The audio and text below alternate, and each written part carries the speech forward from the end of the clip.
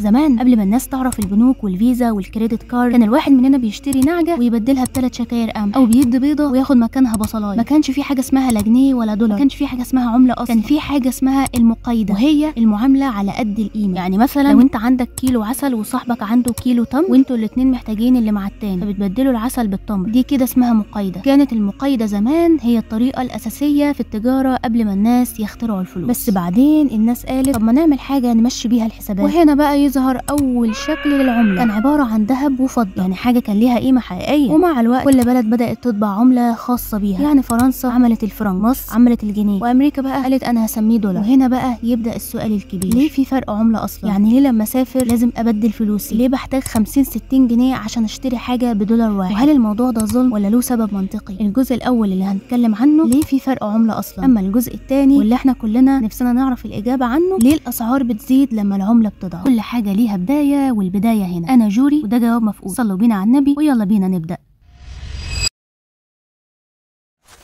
الحقيقه فرق العملات مش صدفه، كل عمله ليها قيمه مبنيه على حاجات كتير. قد ايه البلد دي بتنتج، قد ايه عندها ثقه في اقتصادها، قد ايه عندها استقرار، وقد ايه العالم بيحتاج يتعامل معاها. يعني مثلا لو في بلد بتصدر كتير وعندها مصانع وبتشتغل 24 ساعه، قيمتها هتبقى اعلى من بلد كل اللي فيها مستورد، حتى معجون السنان. عشان كده بقى يا سيدي في حاجه اسمها فرق عمله، مش علشان حد احسن من حد، بس علشان دي لعبه اقتصاد ولازم نفهم قوانينها علشان نعرف نلعبها صح. سعر العمله نفسها مش مجرد رقم، ده انعكاس لقوه الدوله وانتاجها وشغلها واستقرارها. كل ما احنا بنشتغل اكتر وننتج اكتر ونفهم اكتر، كل ما العمله دي هترفع راسها في وسط العملات التانية. وهنا بقى نجاوب على السؤال اللي انت مستنيه من اول الحلقه، ليه الاسعار بتزيد لما العمله بتضعف؟